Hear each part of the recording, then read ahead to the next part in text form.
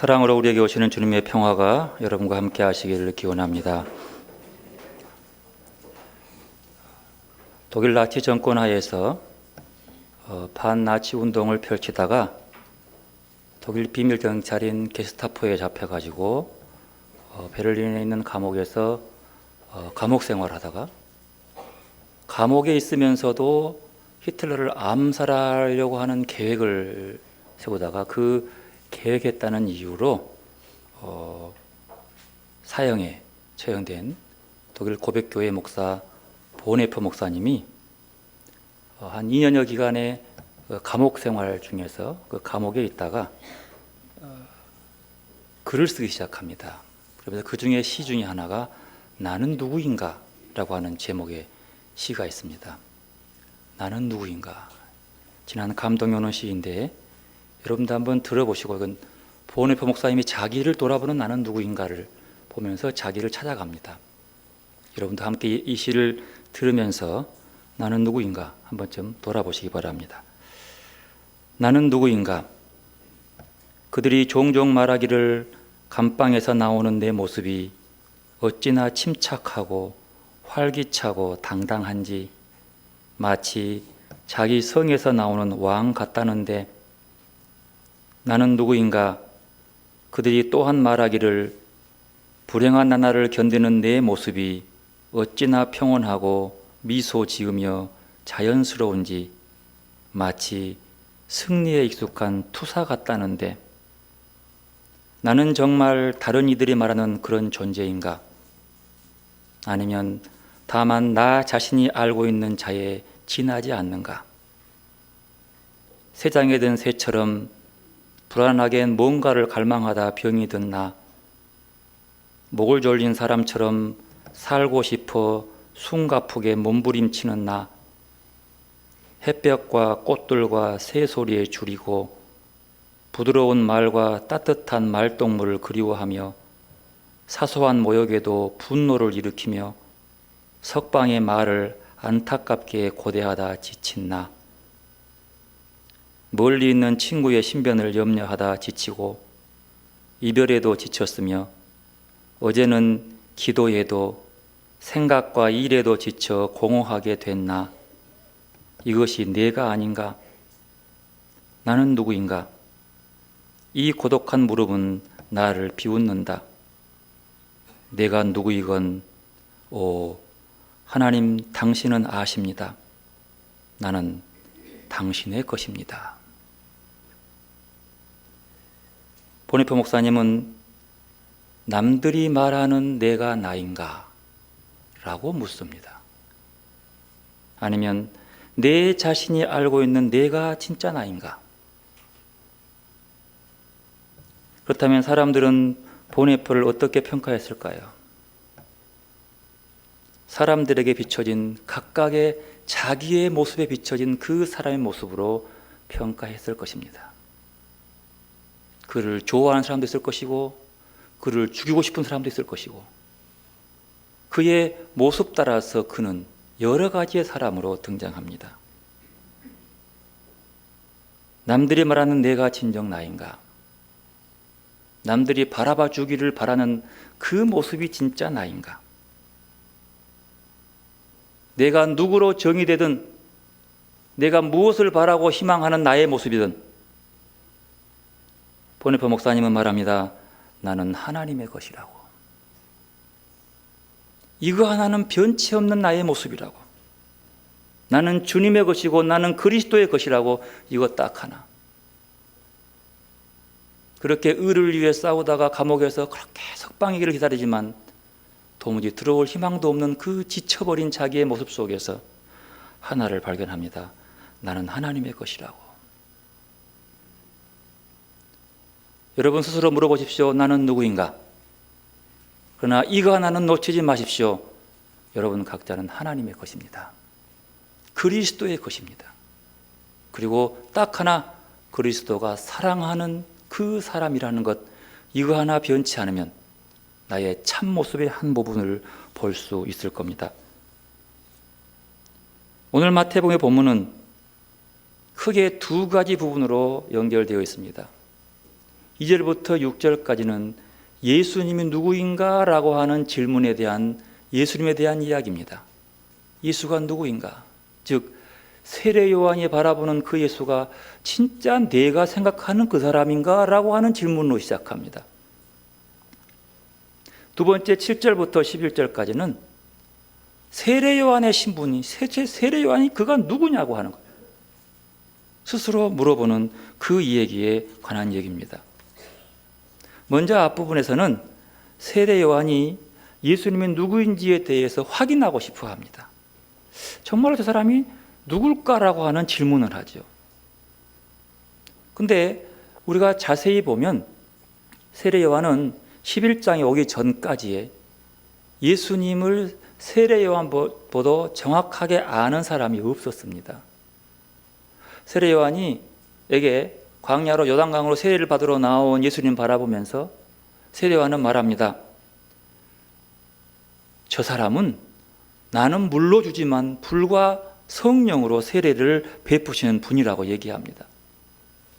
그리고 자기에게 세례를 받으러 오려고 하니까 내는 당신에게 세례 줄 자격이 없지, 당신이 알지 않냐고. 내가 당신에게 세례를 받아야지 어찌 내가 세례할 수 있냐라고 얘기하지만 예수님의 말씀대로 세례를 베풀고 나서 이는 내 사랑하는 아들이라고 하는 하늘의 목소리까지 들은 그런 사람입니다. 요한복음에 의하면 세례 요한은 지나가는 예수님 바라보면서 말합니다. 보라, 세상 죄를 지고 가는 하나님의 어린 양이다. 분명한 맞았습니다. 그리고 마태복음 3장에 보면 예수님을 향해서 말합니다. 그는 손에 키를 들고 타작마당을 정결하게 할 텐데 알곡과 쭉정이를 가르는 심판의 메시아라고 얘기합니다. 그분이 누구냐? 바로 이분이라고 정확하게 알고 있습니다. 그런데 그렇게 예수가 누구인 줄을 자기도 확신하고 있었지만 다른 사람에게 저분이 예수라고 분명히 가르치고 선포했던 세례 요한이 감옥에 갇히고 나서는 그의 마음이 조금 바뀌어집니다. 저분이 진짜 내가 선포하고 이웃에게 믿으라고 가르치는 그분 맞는가? 라고 하는 의문을 갖게 되는 겁니다. 오늘 본문 2절에 보면 말합니다. 요한이 옥에서 그리스도께서 하신 일을 듣고, 세례 요한이 감옥에 갇히게 된 이유는요, 헤롯 안티파스가 로마의 황제를 아련하러 가는 중에 자기의 이복 동생의 아내를 취해서 이걸 취한 것이 들통나니까 자기 본부인하고 이혼해버리고 이 여자를 아내로 삼은 결혼식을 행해요. 이걸 지켜보고 세례 요한이 이건 불의한 것이라고, 어떻게 왕이 이런 짓을 할 수 있냐고 강하게 그의 죄를 널리고 얘기합니다. 그에 대해서 그 안티파스가 그를 잡아서 그의 별장인 마케루스라고 하는 곳에 가두어버립니다. 지하의 굴속에 가둬놓고 기다립니다. 분명히 예수님도 압니다. 세례 요한이 어찌해서 그곳에 갔는지를 압니다. 근데 그가 그곳에 있으면서 자꾸 들어요. 예수님 뭐라 그러더냐? 예수님이 가르치는 이야기, 예수님이 행한 여러 가지 이적들, 행적들을 그 제자들을 통해서 전해 듣습니다. 근데 그 전에 들으면서 그 들은 얘기를 들어보니까 도저히 자기가 지금까지 이분이라고 얘기했던 그분하고는 다른 거야. 아니 진짜 이 사람 맞아 이게? 내가 이렇게 확신했는데 달라지기 시작합니다. 그래서 그것을 자기 혼자 어떤 호기심이 아니고 알고 싶은 것이 아니고 그가 지금까지 확신하고 믿었던 믿음에 대한 의심이 생기기 시작하는 거예요.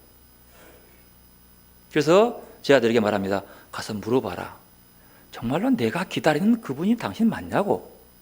내가 당신을 메시아로 그리스도라고 선포했는데 그게 맞냐고 한번 물어보라고 얘기합니다. 여러분 이건 참 중요해요. 여러분 이렇게 자기가 바라봤을 때에 이게 이 사람이가 아닌가 보다. 그러면 그냥 조용히 포기해버리고 그냥 정리하고 새로운 메시아를 기다리면 되는 거예요. 그런데 요한은 그러지 않습니다. 물어봐라. 내가 이분이 아니고 아마 다른 분을 또 기다려야 하는지 내가 좀 확실히 이해가 안 간다 물어봐라라고 얘기합니다. 이것을 누군가는 절망적 신뢰라고 합니다. 믿음은 가는데 절망이야. 뭔가 믿음은 있는데 희망이 안 보이는 거예요. 어쨌든 세례 요한은 믿음의 어두움의 시간을 겪고 있습니다. 빛이 안 보여요. 희망산의 소망이 안 보여. 깜깜해. 바로 그 요한의 질문에 예수님은 이렇게 응답을 합니다. 너희들이 듣고 보는 것을 그대로 가서 알려주어라. 그들이 듣고 보는 것은 예수님의 전한 말씀이고 예수님의 행한 행적을 그대로 알려주어라. 그것밖에 말하지 않는 거예요. 여러분 보십시오. 분명히 세례 요한이 예수님이 누군지 헷갈리고 정말로 맞는가라고 고민하는 이유는 감옥에서 예수님의 말씀과 행적을 전에 듣고 나서 생긴 겁니다. 근데 예수님은 분명히 그 사실을 알고 있으면서도 다른 얘기하지 않고 더 설명하지 않고 지금까지 너희들이 듣고 본 거 다시 한번 얘기해 주라는 거예요. 그러면서 그곳에다가 이렇게 덧붙입니다. 6절 말씀. 누구든지 나로 말미암아 실족하지 아니하는 자는 복이 있도다. 누구든지 나로 말미암아. 이것은 세례 요한에게 하는 얘기처럼 들립니다. 듣고 보고 믿는 자가 복이 있는 거예요. 그러나 그 속에서 자기가 하는 것과 좀 다르다고 해서 의심하고 믿지 못하면 복이 없다는 겁니다. 예수님의 지금 행적, 세례 요한이 감옥에 갇혀 있는데 그냥 전혀 어떤 연락도 오지 않고 희망도 주지 않고 자기에게 뭔가 좀 이렇게 붙잡을 게 없는 거예요. 의를 위해 싸우는데 의를 위해 동조해 주지도 않고 사람 보내가지고 조금만 기다려 내가 어떻게 해줄게 라고 하는 약속도 없고 의심할 수밖에 없는 거예요. 이게 진짜인가 이 사람이? 정말 하나님의 아들 맞아? 그 심한 말합니다. 이 모습 보고 실족하지 않는 자가 복이 있다. 근데 지금 세례 요한은 실족하고 있는 거예요. 여러분 요한복음 20장에 보면은요. 부활한 예수를 제자들이 만나서 도마가 없었어요. 도마에게 하는 말이 야 우리가 예수를 봤다. 도마가 뭐라고 그래요? 나는 그 모습을 직접 보고 그 못자국에 손가락을 넣어보지 않고는 못 믿겠다라고 얘기합니다. 바로 그때 주님 오셔서 말씀합니다. 도마야 보지 않고 믿는 자가 복되다. 보지 않고 믿는 자 같은 의미로 다가옵니다. 나에게 의심을 품지 않는 자가 행복하다. 이 말은 나의 이 모습 아마도 그때 세례요한을 포함해서 많은 사람들이 예수님의 형색을 보고 예수님이 하는 행동을 보고 잔뜩 기대했지만 그 모습에 실망해서 예수를 떠난 사람들이 많았다는 것을 단적으로 보여주고 있습니다. 이 마지막 말씀이 오늘 복음을 이해하기 위한 실마리가 된 것처럼 보입니다. 요한이 제자들에게 보내 질문한 것은 우리를 위해서입니다. 요한에게 하신 예수님의 응답은 예수님이 누구신지를 묻는 우리를 위한 응답이라고 볼 수 있습니다. 여러분 이거 두 가지를 보고 있거든요. 예수님 당신이 누구요라는 질문 속에서 이 말 속에서는요. 세례 요한 자신이 못 믿은 것이 있어요. 또 하나는 제자들이 도무지 그 예수를 못 믿는 거예요. 그러니까 말하기를 야 나한테 설명하려고 하지 말고 너희들이 직접 가서 보고 그 보고 듣는 대로 믿으면 돼. 그것 꼭 못 믿냐? 이렇게 권고할 수 있다는 겁니다. 이런 의문 속에 너희가 보고 듣는 것이 무엇인지에 대해서 얘기합니다. 그것이 바로 오늘 본문 4절 5절에 나옵니다. 함께 읽어보십시다. 예수께서 대답하여 이르시되 너희가 가서 듣고 보는 것을 요한에게 말하되 맹인이 보며 못 걷는 사람이 걸으며 나병 환자가 깨끗함을 받으며 못 듣는 자가 들으며 죽은 자가 살아나며 가난한 자에게 복음을 전파된다 하라. 주님은 그 어느 것도 설명하거나 이해시키려고 하지 않습니다. 지금 본 것을 나열하면서 이거 그냥 그대로 전하면 된다.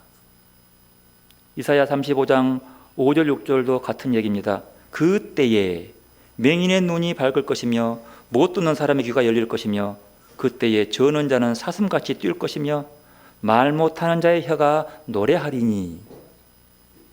이사야의 말씀은 그때 메시아가 올 때에, 너희들이 메시아를 받아들이고 하나님 나라가 너희 마음에 들어올 때에 이런 일이 생긴다는 거죠. 오늘 이 말씀 속에서 우리가 첫 번째로 이 세례 요한의 마음 봐요. 세례 요한은 예수님이 세례 받으러 올 때, 지난주에 마태복음 3장까지는 그래도 예수에 대한 확신이 있었습니다. 하지만 감옥에 갇힌 그곳에서 그의 마음에 의심이 생기는 겁니다. 왜 그랬을까요? 그 이유를 자신이 가진 율법적 편견 때문이라고 봅니다. 율법적 편견. 세례 요한은 메시아가 오면 불의한 것들을 심판할 것이라고 믿었어요. 그런데 자기는 불의함으로 감옥에 있는데 아무것도 하지 않고 병든 자 하나 고치고 다니는 거예요. 가난한 자에게 복음만 전하고 있는 거죠. 의로운 얘기를 하지 않습니다. 마태복음 3장 10절에 보면 이미 도끼가 나무 뿌리에 놓였으니 좋은 열매를 맺지 아니하는 나무마다 찍어서 불에 던지리라. 분명히 메시아가 오면 좋은 열매를 맺지 아니하면 찍어서 불에 던져야 되는데 오히려 좋은 열매를 맺고 있는 자기만 감옥에 있어요. 이 말은 회개하지 않는 자를 심판하는 메시아를 기다린 겁니다. 회개하지 않는 자들을 심판하겠다는 그 메시아를 기다린 거죠. 그의 마음에 꽉 차 있어요. 자기 뒤에 오시는 메시아가 심판의 예수라고 믿었던 그 믿음, 이건 사실이에요. 이거 뭐 틀린 게 바른 겁니다. 그런데 회개하고 메시아를 알아보고 인정하고 그들을 제자들에게 소개한 세례 요한은 감옥에 있는 거예요. 그걸 풀어주라는 게 아니라 그 속에서 최소한 예수가 메시아라면 이것이 불의한 것이라고 한마디 해줘야 되는 거예요. 근데 안 해요. 이것 바로, 이것은 당연한 겁니다. 율법에 의한 심판에 자기 생각에 빠진 거죠. 예수님의 다른 면을, 메시아의 다른 면을 이해하려고 하지 않습니다. 정말로 내가 사람 잘못 본 것인가? 저 예수가 정말로 메시아 맞아? 의심하게 하는 거예요. 왜요? 심판하지 않기 때문이에요. 내 율법, 내 지식, 즉 세례 요한은 자기의 상황 따라서 예수를 온전히 받아들였던 것이 아닙니다. 한마디로 복음을 알고 예언했지만 자신의 율법적 기준에 얽매여서 자기 기준 때문에 심판하지 않고 사랑과 자비를 베푸시는 복음인 예수 그리스도를 메시아로 온전히 받아들이지 못하고 있는 겁니다. 여러분, 복음을 받지 못하면요, 하나님 나라의 백성이 아니기 때문에 하늘나라에서 가장 작은 자보다 못한 자가 되는 겁니다. 복음 받지 못하기 때문이에요. 왜요? 복음은 자기가 생각하는 그 수준으로만 온 것이라고 믿었기 때문이에요. 여러분, 하나님은 우리에게요, 끝도 없이 내 자신을 비우라고 얘기합니다. 어거스틴은 훌륭한 신학자며 훌륭한 영성가이고 하나님을 누구보다도 더 많이 안다고 믿었던 어거스틴은요, 자기가 하나님을 아는 것은 저 바닷물에 꼬막 껍질 하나 뚝 떠내는 것밖에 모른다는 거죠. 그런데 이 꼬막 껍질로 떼는 그걸 가지고 이 큰 바다를 어찌 다 안다고 말할 수 있겠습니까? 하나님을 알기 위해서는 이 꼬막 껍질에 있는 물을 비워야 합니다. 그래야 알아지는 거예요. 영성은요, 배우는 것이라기보다는 알고 있는 것들을 비워내는 것이라고 정의합니다. 내가 예수를 알고 있는 것들을 비워내는 것, 그래야 새로운 물을 뜰 수 있는 거예요. 그렇게 날마다 순간순간마다 새롭게 하나님을 만나고 하나님을 정의한다 하더라도 그래도 하나님은 또 새로운 거예요. 이전에 그분이 아니라는 거죠. 세례 요한의 바라보는 예수의 눈이 감옥 안에서 달라졌습니다. 대림절 묵상집의 글을 보면 감옥에서 그는 분명히 관점이 3장과 11장에 확 바뀌어버립니다. 그러면서 그 모습이 우리들의 모습이 아닌지를 돌아보게 합니다. 지금 우리에게 절실한 것은 예수를 통해서 비춰온 복음의 빛을 따라 우리의 시선도 달라져야 한다는 거예요. 우리의 신앙생활의 관점, 예수를 바라보는 눈도 새로워져야 한다는 겁니다. 그러면서 이렇게 씁니다. 우리의 생각과 언어와 삶을 곰곰이 분석해 보면 복음보다 율법에 훨씬 가깝다는 사실을 알게 된다. 우리를 보는 거죠. 우리는 이해하고 용서하고 사랑하기보다는 판단하고 정죄하고 심판하는 데 익숙하다. 하나님은 왜 저런 사람을 심판하지 않을까? 왜 가만두는 것일까? 우리의 생각 속에는 아직도 율법주의가 번뜩거린다는 거예요. 예수님은 사랑과 자비를 베푸시는 예수를 메시아로 인정하지 못했습니다. 왜요? 심판주로만 믿었기 때문이에요. 그것도 맞습니다. 메시아는 심판주가 맞습니다. 하지만 그걸로만 정의하다 보니까 참 예수를 부인할 수밖에 없는 처지라는 거죠. 내가 미워하고 경멸하는 그 사람을 위해 주님이 십자가에 죽으셨다는 사실을 받아들이기 어려운 율법주의자들의 신앙. 주님은 내가 미워하는 사람 때문에 힘드는 것이 아니라 그를 미워하는 나 때문에 지금도 피를 흘리고 있다라고 묵상하고 있습니다. 내가 미워하고 저런 원수 같은 사람을 왜 가만두냐고 하는 그 사람 때문에 하나님이 힘들고 예수님이 십자가에 피 흘려 죽고 있는 것이 아니라 그 사람을 미워하고 판단하고 정죄하는 것 때문에 피멍들고 있다는 사실. 더 나아가 많은 그리스도인이 자신의 편견을 끝까지 포기하지 않는다고 한탄합니다. 그러면서 이렇게 묻습니다. 신앙생활이 왜 어려운 줄 아십니까? 그리고 이렇게 답합니다. 우리가 편견을 꺾지 않기 때문입니다.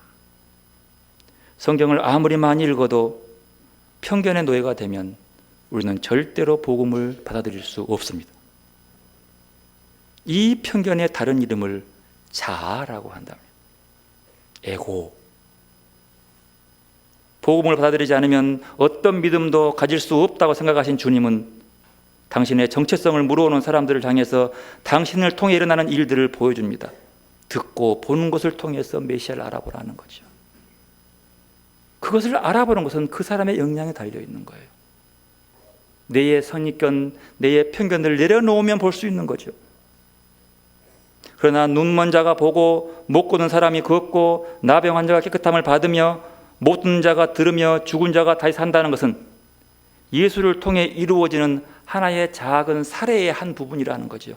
이 작은 사례 하나를 통해서도 그곳에 흐르고 있는 하나님의 은혜와 하나님을 발견할 수 있어야 한다는 겁니다. 우리의 복음의 본질은, 주님이 오신 본질적인 목적은 십자가를 지고 죽기 위해서입니다. 그래서 주님 말씀하는 거죠. 나로 말미암아 실족하지 않는 자가 복이 있도다. 앞으로 내가 메시아지만 가는 모습이 갈수록 실망스러울 텐데 누가 볼 때? 내가 볼 때. 이 길이 참 하나님이 원하시는 길인데 우리는 하나님이 원하시는 길보다도 내가 원하는 길로 메시아를 바라보기 때문에 십자가에 달릴 때는 제자들을 포함해서 모든 사람들이 다 예수를 메시아가 아님으로 포기해버립니다. 왜요? 나 때문이에요. 내가 그렇게 믿어버린 거예요. 그래서 주님이 안타깝게 하는 거죠.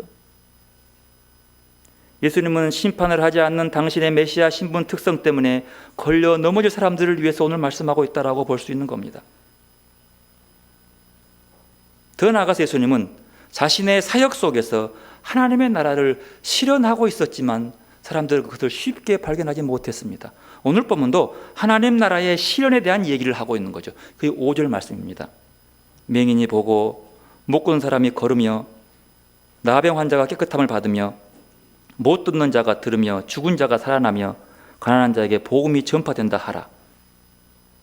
예수님은 자신을 통해서 하나님의 지혜와 능력이 지금 여기서 온전히 드러나고 있음을 보여주고 있습니다. 더 나아가서 오늘 우리에게 이런 일들을 보고 메시아를 믿으라는 것입니다. 메시아의 일을 볼 수 있는 우리의 시선이 필요하다는 말입니다. 하나님 나라 안에 있는 사람은 이미 우리 가운데 흐르고 있는 하나님의 지혜와 능력을 경험하고 보고 듣는 사람입니다. 그리고 이것을 세상 가운데 담대하게 증언하는 사람입니다. 언제요? 지금 여기서. 지금 여기에서 우리는 하나님 나라의 백성이 되어간다야 한다는 것이죠.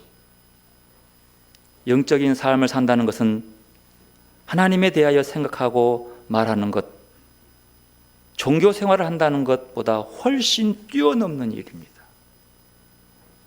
신앙생활은 우리의 눈에 보이는 그런 것, 말과 생각과 이런 것들을 더 뛰어넘는 행동. 영적으로 오늘을 산다는 것은 지금 여기에 흐르고 있는 하나님의 은혜와 진리를 자신의 마음으로 활짝 열고 접속하는 삶을 영적 삶이다 그래요. 또한 영적으로 오늘 산다는 것은 자신의 존재와 행위가 언제나 하나님 나라 안에 있음을 알아차리는 그 여정이라는 거죠. 내 삶의 모습이 하나님 나라에 있다. 결과적으로 영적으로 산다고 하는 것은 은혜와 진리에 자신의 삶을 조율하며 살아가는 여정이라는 겁니다. 바로 이럴 때에 바로 그는 이제 내가 사는 것이 아니라 내 안에 그리스도가 산다라고 하는 바울의 신앙 고백이 나의 신앙 고백이 되는 겁니다. 그리고 세상의 가장 작은 자로 비참하고 온 처지에 있다 할지라도 자신은 이미 하나님 나라 안에 있음을 알기 때문에 자유롭고 평화로운 삶을 살아갈 수 있다는 거죠. 이 자가 하늘나라에서 큰 자. 여기서 나는 지금 여기서 하나님 나라를 받아들이고 그 안에 살 수 있냐고 하는 거예요. 더 나아가서 하나님 나라는 이곳 저곳이 아니라 너희 안에 있는데 내 안에 임한 하나님의 나라로 풍요롭게 사냐는 거죠. 가장 작은 자로 보인다 할지라도 비참한 자로 보인다 할지라도 하나님 나라의 인자는 크다는 거예요. 그래야 오늘 11절 말씀은 이렇게 얘기합니다. 11절 말씀 함께 읽어보겠습니다. 내가 진실로 너희에게 말하노니 여자가 낳은 자 중에 세례 요한보다 큰 이가 일어남이 없도다. 그러나 천국에서는 극히 작은 자라도 그보다 크니라. 여러분, 이 말씀이 좀 이해가 되십니까? 상식적으로 보면은요, 우리는 우리가 바라볼 때에 영적으로 크고 위대한 분들이 있습니다. 그 위대하고 참 놀라운 일들을 행하는 사람들이 있어요. 하나님 이름으로. 그러면 그런 사람들이 보통 천국에서 큰 자가 되어야 되잖아요. 여러분, 영적으로 바라봤을 때에 세례 요한은 위대한 사람입니까? 그냥 평범한 사람입니까? 우리의 신앙과 비교했을 때도 세례 요한은 굉장히 우리가 가까이 할 수 없는 분이죠. 그리고 그분은 메시아가 오는 것을 아무도 인정하지 않았지만 그분만 주님의 길을 오실 것을 예비하고 준비하신 분이요. 세례를 베푼 분이요. 그리고 그를 증거했던 사람이에요. 그래서 그를 영적으로 평가할 때는 이 땅에서는 어떻게 해요? 여자가 낳은 자 중에 가장 큰 자예요. 그러면 천국에서 좀 큰 자가 돼야지. 천국에서 가장 큰 자는 못 든다 하더라도 그래도 좀 중간쯤은 돼야지. 어떻게 그런 분이 천국에서 가장 작은 자보다 못하다. 그러면 어디 있는 거예요? 이 말을 하면서 참 이 말씀이 도대체 어떤 말일까 생각해 봅니다. 어떻게 이럴 수 있을까? 여러분, 세상에서 아무리 크고 위대한 우리가 바라볼 때 우리의 관점으로 저런 영적으로 깊은 사람, 저런 훌륭한 사람, 하나님의 사람은 하늘에 큰 자 두겠네. 우리 그러잖아요. 그렇게 배웠잖아요.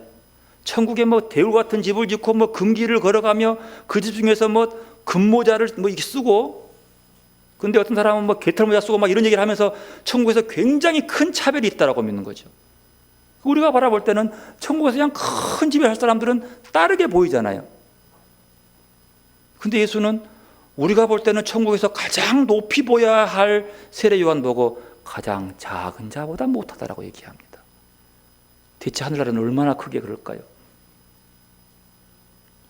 이것은 다른 데 있지 않습니다. 바로 세례 요한이 그의 시선이, 그의 예수를 바라보는 관점이 달라졌기 때문이에요. 3장에서는 예수를 온전히 받아들였지만 감옥에 갇힌 자기의 처지를 보고 이 속에서도 예수의 위로함과 예수의 희망이 보이지 않으니 자기의 율법적 관점으로 이 사람이 메시아가 아니라고 믿는 거예요. 예수를 내 안에 받지 못하면 하나님 나라는 자기가 될 수가 없는 겁니다. 그리스도를 영접하지 아니하면 하나님 나라가 될 수 없는 거예요. 다시 말하면 이런다 할지라도, 이런 훌륭한 사람이라도 예수를 바라보면서 실족해버리면 그는 하늘나라에 갈 수 없다는 거예요. 즉 말하면 지금 볼 때에 별 볼 일 없고 그 당시에 보면 한센병 환도에 들어가가지고 구걸하는 사람들이지만 그게 주님 말씀합니다. 내 믿음이 너를 구원했느니라. 그렇게 볼 때는 전혀 천국에 갈까 말까 하는 그런 사람이지만 내 믿음이 너를 구원한 그는 천국에서 가장 작은 자라 할지라도 이렇게 영적으로 위대한 세례 요한 이 모습이 그의 상황 따라서 마음이 변해서 예수를 의심하고 나면 그는 이미 천국에 들어올 백성이 아니라는 거예요. 그니 천국에서 가장 작은 자보다 못하다는 사실입니다. 그 얘기하고 있는 겁니다. 세례 요한은 하나님 나라 가까웠음을 알고 예언했습니다. 하지만 그는 아직 하나님 나라를 받아들이지 않고 있습니다. 않고 있습니다. 자기의 꿈과 자기의 비전과 안 맞거든요. 그래서 이미 하늘나라를 받아들이고 살아가는 작은 자보다 못하다는 겁니다. 여러분, 오늘 우리에게 예수님 말합니다. 지금 여기서 하나님의 은혜와 자비의 흐르심을 받아서 그에 접촉하고 사는 자가 영적인 삶을 살아가는 하나님 나라의 백성이라고 얘기합니다. 그 하나님 나라의 백성을 위해서 여러분 속에 예수 그리스도를 온전히 영접할 수 있기를 바랍니다. 내가 사는 것이 아니라 그리스도께서 사는 그 모습, 내 잣대가 아니라 그 율법이에요. 내 기준이 아니라 신앙생활적인 내 기준이 아니라 하나님의 기준으로 바라보는 눈. 왜요? 나를 비워내지 않으면 받을 수 없는 거예요. 이 모습이 오늘 우리를 한 번쯤 돌아보게 합니다. 오늘 본문의 말씀 얘기하는 거죠. 너희들이 광야로 왜 왔느냐? 세례 요한이 뭘 보러 왔느냐 이 말이에요. 세례 요한은 메시아의 오음을 기다리고 준비하고 예비한 사람인데 그 메시아를 받아들이러 온 것이 아니냐? 그러면 받아들여라 말이에요. 예수님의 형색을 바라보면서 마음 돌리지 마시고 온전히 그분을 바라보시기 바랍니다. 심판을 기대했는데 심판하지 않고 사랑을 베풀고 자비를 베푸는 힘없는 예수를 바라보면서도 십자가에 죽어가더라도 놓치지 말고 그 예수를 붙잡고 하나님 나라의 백성이 되시기를 바랍니다. 그러면 세상에서 놀라운 기적을 베푸는 사람보다도 더 큰 자인 줄로 믿으시기를 바랍니다. 다시 한번 예수님의 기다림 속에서 사랑과 자비로움으로 순한 양처럼 그냥 끌려가는 자처럼 한다 할지라도 그리스도를 알아보고 그리스도를 받아들이고 찾아가는 성도들이 되시기를 바랍니다. 기도로 나가겠습니다. 겸손히 주님 바라보며 다가오시는 주님을 맞이하시기를 바랍니다.